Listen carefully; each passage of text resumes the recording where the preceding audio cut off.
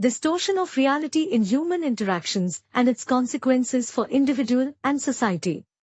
Famous actors, singers, religious gurus, etc. enjoy the adulation from millions because these millions are distorting the reality by projecting on these people the powers and qualities of character they may not be having even a trace of.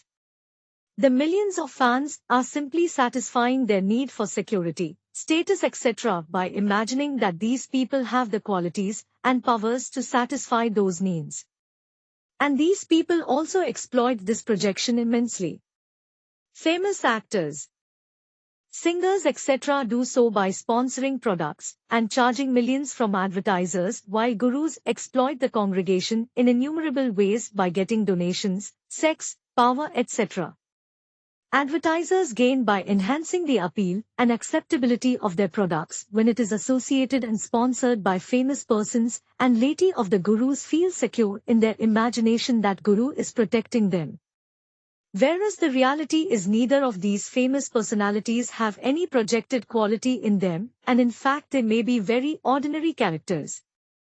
Above-mentioned process of projection by masses is a source of multi-billion-dollar industry worldwide. This process of projection starts from very infant stages in human existence. The small helpless infant projects all the qualities and powers to the mother because she does satisfy all her needs. This strong habit of projection goes on till the very ripe old age or even till death. Whenever the person feels helpless, vulnerable, etc., the projection tendencies will be very strong. And most of the time most of the people are in some form of vulnerable state.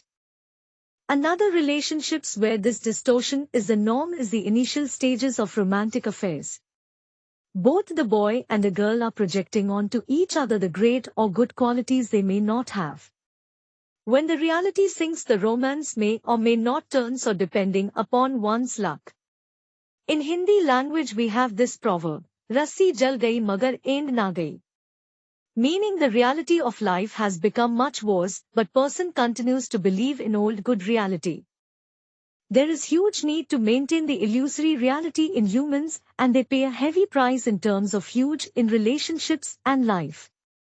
I have seen this acute problem in alcoholics, drug addicts, and other maladjusted individuals. Actually, psychotic is a person who lives in his own distorted reality. In other words, mad. The more we can stay in touch with our reality, the happier we shall be. What is the need to distort reality? One cannot stay in uncomfortable feelings for long. These feelings could be pain, hurt, helplessness, vulnerable, jealousy, inferiority, and so on. To deal with these, one adapts variety of strategies, some functional and many dysfunctional, that are ultimately harmful for self. Most of this process is unconscious, below one's awareness. Maturity, according to me, is to be fully aware of these processes and also managing them functionally, which are helpful and good for all. Take an example. Somebody shares a beautiful understanding through a beautiful story. I like it very much, but I'm jealous of the person for being able to do it so well.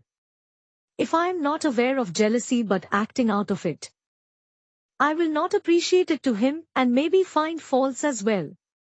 My jealousy is being acted out without my being aware of it, but it creates a bad impact about me on people who are witness to my this behavior. This is dysfunctional dealing of jealousy, leads to distortion of reality, not appreciating.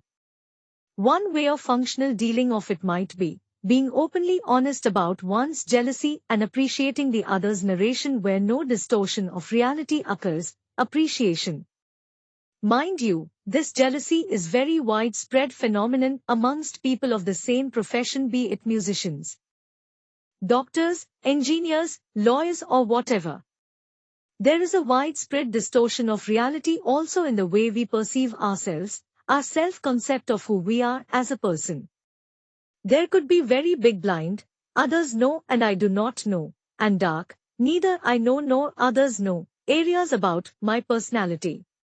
Besides, do we know that actually each person has 7 different selves: natural child, rebellious child, the little professor, combining adult, photographic adult, nurturing parent and critical parent, according to transactional analysis, and that each of these cells is very different in nature from others. Still we believe that we are a single individual. This self-hypnosis that each one is a single indivisible individual is so strongly etched in our consciousness that we have difficulty even believing that these 7 cells exist in each one of us. We operate as if we are indivisible single individual from birth till death despite all the changes happening in different cells of ours. In my experience, I have seen some highly mature and evolved persons who are able to live in real reality of our existence without much distortions by our psyches. It is possible. And mind you, only such persons can enjoy the beauty and blessings of this life. The more close you are to reality, the joyous your life is going to be. How to not distort reality?